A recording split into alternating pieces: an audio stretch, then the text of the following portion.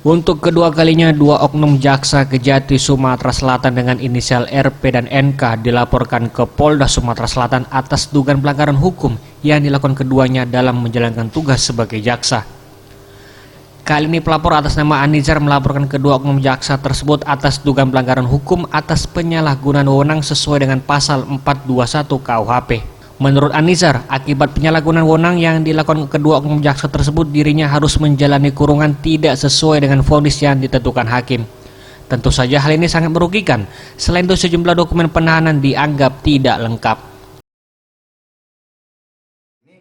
Melaporkan menyalahgunakan wewenangnya sebagai seorang jaksa melebihi kewenangannya. Artinya di sini saya selaku warga negara Indonesia sudah merasa dirugikan oleh perbuatan dua oknum jaksa ini yang saya laporkan ini melebihi kewenangan batas yang sesuai dengan pasal.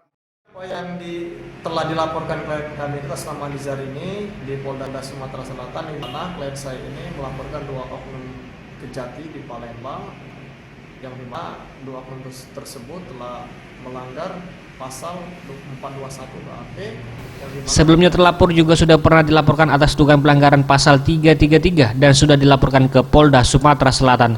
Menurut Fernanda, laporan tersebut dihentikan oleh Polda Sumatera Selatan dengan alasan bukan tindak pidana dan harus menempuh jalur hukum lain. Yudi, Sriwijaya TV.